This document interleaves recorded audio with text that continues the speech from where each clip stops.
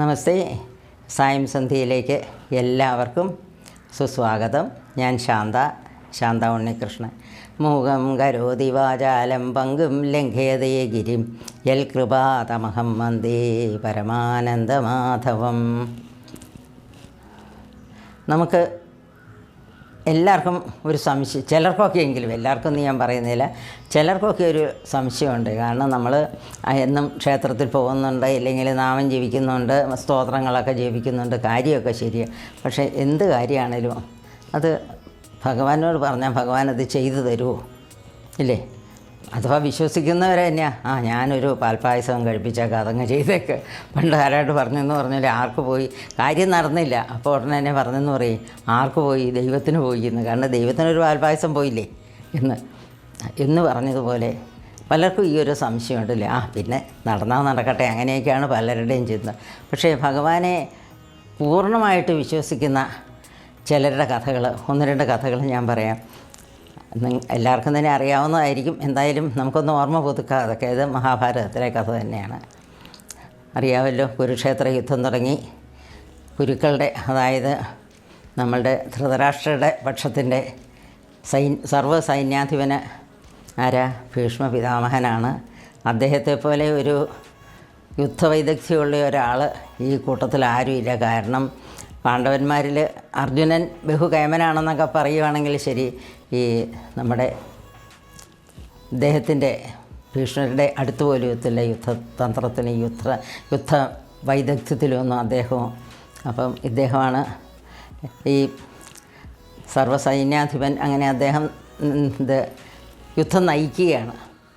അങ്ങനെ പക്ഷെ ഈ ദുര്യോധനൻ എപ്പോഴും മനസ്സിലൊരിതുകൊണ്ടേ, കാരണം അദ്ദേഹം കാര്യം നമ്മളുടെ കൂടെയാണ് നിൽക്കുന്നതെങ്കിലും മനസ്സെപ്പോഴും പാണ്ഡവന്മാരുടെ കൂടെയാണെന്ന്. പക്ഷെ നിവൃത്തിയില്ലാത്തതുകൊണ്ട് ഇവിടെ നിൽക്കുകയാണ് എന്നൊക്കെ അറിയാം. അപ്പോൾ അതുകൊണ്ട് എന്തായാലും അങ്ങനെ യുദ്ധം നടക്കുന്നു. ഒരു തീരുമാനമാവുന്നില്ല. 8-9 ദിവസമായി, ആപ്പാടെ ഒന്നും തീരുന്നില്ല. അങ്ങനെ യുദ്ധം മുറുകി വരുന്നു. പക്ഷേ എന്തെങ്കിലും ഒരു ഫലം ഉണ്ടാവണ്ടേ. എന്നാൽ ഇത് 18ാമത്തെ ദിവസമാണല്ലോ ഇത് തീർന്ന ഈ യുദ്ധം.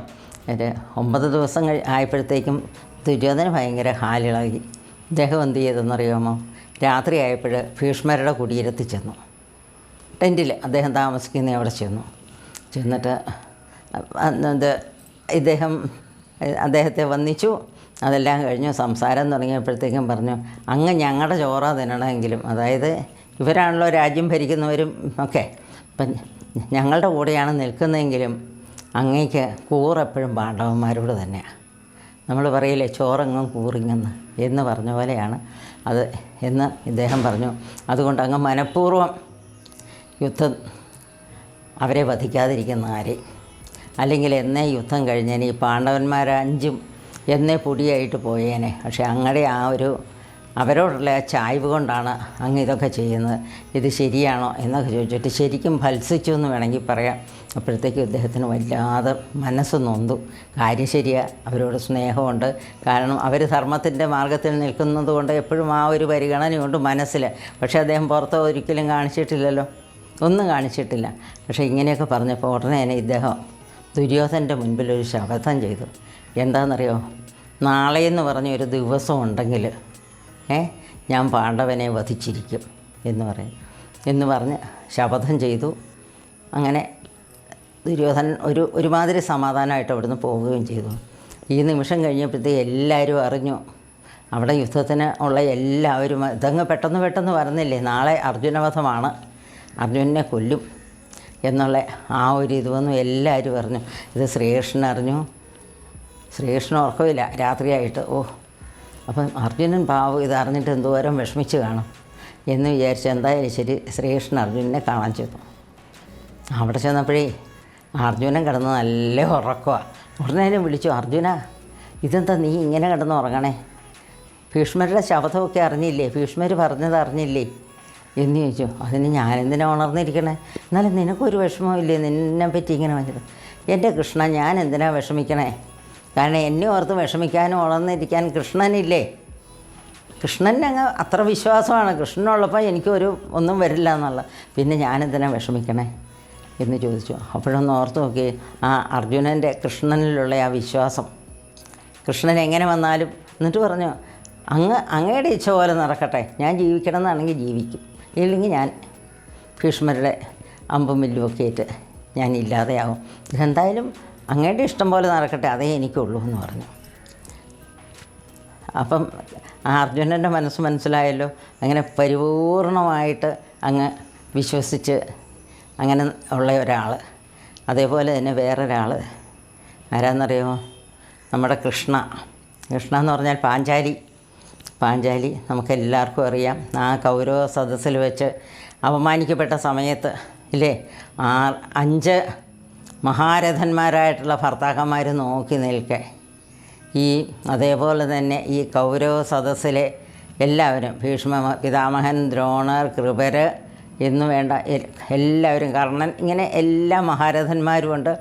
എല്ലാവരും നോക്കി നിൽക്കുന്ന സമയത്താണ് ദുശാസനൻ പിടിച്ചു വലിച്ചഴച്ച് ഇല്ലേ അങ്ങോട്ട് കൊണ്ടുവന്ന്. എന്നിട്ട് എങ്ങനെയാ? അങ്കന സോദര വല്ലഭ പുഷ്പിണി, ഇങ്ങനെയുള്ളൊരു തത്വമൊന്നും അഖലനോർത്തില സാധ്വിയാം കൃഷ്ണയെ അഗ്രജവാക്യത്താൽ തച്ചിഴയ്ക്ക്. കാരണം ഒറ്റ വസ്ത്രമേ ഉടുത്തിട്ടുള്ളൂ. അന്ന് പുഷ്പിണിയാണ്, അന്തഃപുരത്തിലിരിക്കുകയായിരുന്നു കുന്തിയുടെ അടുത്ത്. ആ സമയമാണ് അവിടുന്ന് പോയി തലമുടിയെ പിടിച്ച് വലിച്ച്. കഥകളിയിലൊക്കെ അത് ഭയങ്കര ഗംഭീരമായിട്ടാണ് ആ രംഗം കാണിക്കുന്നത്. ഞാനിപ്പോഴും അത് മനസ്സിൽ ഓർക്കണ്ട ആ രംഗം. ഇങ്ങനെ പിടിച്ചു വലിച്ചു കൊണ്ടുവന്നിട്ടാണ് അങ്ങോട്ട് എറിയല്ലേ ചെയ്യുന്ന അവിടേക്ക്. എന്നിട്ട് ഡ്രസ്സ് അഴിക്കാൻ പറഞ്ഞു. ദുര്യോധനൻ പറഞ്ഞു ദുശാസൻ അഴിക്കാൻ. അന്നേരത്തേക്കും ആരെ വിളിച്ച? ആദ്യം തന്നെ ഭീഷ്മ പിതാമഹനോട് പറഞ്ഞു, അങ്ങ് കാണുന്നില്ലേ, ഈ കൗരവ സഭയിൽ വെച്ചിട്ട് ഒരു സ്ത്രീ കേൾക്കുന്ന അപമാനമെന്ന് കാണുന്നില്ലേ, അങ്ങ് എന്നെ രക്ഷിക്കാൻ ബാധ്യസ്ഥനല്ലേ എന്ന് ചോദിച്ചു. തല ഒന്നിച്ചിരുന്നു ഭീഷ്മർ. അപ്പുറത്ത് ദ്രോണരിയ്ക്കണു. എല്ലാവരോടും പറഞ്ഞു, ആരും അനങ്ങണില്ല. അവസാനം 5 ഭർത്താക്കന്മാരവിടെ ഇരിപ്പുണ്ട്. അവരോട് പറഞ്ഞു, നിങ്ങളുടെ വധുവല്ലേ ഞാൻ, എന്നെ രക്ഷിക്കേണ്ടത്, എൻ്റെ അഭിമാനത്തെ രക്ഷിക്കേണ്ടതൊക്കെ നിങ്ങളുടെയും കടമയല്ലേ. നിങ്ങളാരും ആരും അനങ്ങിയില്ല. എല്ലാവരും അവിടെ തലയും കുനിച്ചിരുന്നു. ആ സമയത്താണ് അവസാനമാണോ ഓർത്ത് എന്നെ രക്ഷിക്കാൻ ഒരാളെങ്കിലും ഉണ്ടല്ലോ എന്ന് വിചാരിച്ചിട്ട് ഒരൊറ്റ വിളിയാണ്, കൃഷ്ണ, വാസുദേവ കൃഷ്ണ എന്നും പറഞ്ഞ്. ആ വിളി കേട്ടിട്ട് നമ്മളെല്ലാവരും കാണുന്നല്ലേ ഇങ്ങനെ പല സിനിമയിലും അവിടെ ഇവിടെയൊക്കെ നമ്മൾ കണ്ടിട്ടുണ്ട്. ആ വസ്ത്രം ഇങ്ങനെ പിടിച്ചിങ്ങനെ അഴിക്കും തോറും പിന്നെയും വന്ന് അവസാനം നമ്മുടെ ദുശാസനൻ പരിക്ഷീണനായിട്ട് അവിടെ ഇരിക്കുന്നു. ഇങ്ങനെ കതച്ചിരിക്കുന്നു. ഒരനക്കവും കേൾക്കാത്തപ്പോഴാണ് ഈ തല കുനിച്ചിരുന്നവരൊക്കെ തല പൊക്കി നോക്കിയപ്പോൾ എന്താ, ഇതാണ് അവസ്ഥ. അപ്പോൾ ആ കൃഷ്ണയെ രക്ഷിച്ചത് ഈ കൃഷ്ണനാണ്. ഒരിക്കലും ഈ കൃഷ്ണനും, അതായത് പാഞ്ചാലിയും കൃഷ്ണനും തമ്മിലുള്ള ഒരു സംസാരത്തിൽ കൃഷ്ണനോട് പാഞ്ചാലി പറഞ്ഞേ, അങ്ങെന്താ കൃഷ്ണ എന്നെ രക്ഷിക്കാനായിട്ട് താമസിച്ച് എന്നാന്ന് ചോദിച്ചു. ഞാൻ എപ്പോഴേ റെഡിയായിട്ട് നിൽക്കുമായിരുന്നു, പക്ഷേ മറ്റുള്ളവരെയൊക്കെ വിളിച്ചുകൊണ്ടിരിക്കുമല്ലായിരുന്നോ, എന്നെ ഒന്ന് വിളിക്കണ്ടേ, എന്നാലല്ലേ എനിക്ക് വരാൻ പറ്റുള്ളൂ അങ്ങോട്ട് എന്ന് പറഞ്ഞു. അതാണ് ഭഗവാന്റെ ആ കാരുണ്യം, ആ സ്നേഹം. അദ്ദേഹത്തെ വിശ്വസിക്കുന്നവരെ തീർച്ചയായിട്ടും കൈവിടില്ല എന്ന് നമുക്ക് ശരിക്കും വിശ്വസിക്കാം. കാരണം മുറുകെ പിടിച്ചോളൂ. ആരെയാ? നമ്മളുടെ ആ ബാലഗോപാലനെ, നമ്മുടെ ആ ഉണ്ണികൃഷ്ണനെ, ആ ദ്വാരകാനാഥനെ, എല്ലാവർക്കും അദ്ദേഹത്തിൻ്റെ കാരുണ്യമുണ്ടാകട്ടെ എന്ന് മാത്രം പ്രാർത്ഥിച്ചുകൊണ്ട് നിർത്തുന്നു. നന്ദി, നമസ്കാരം.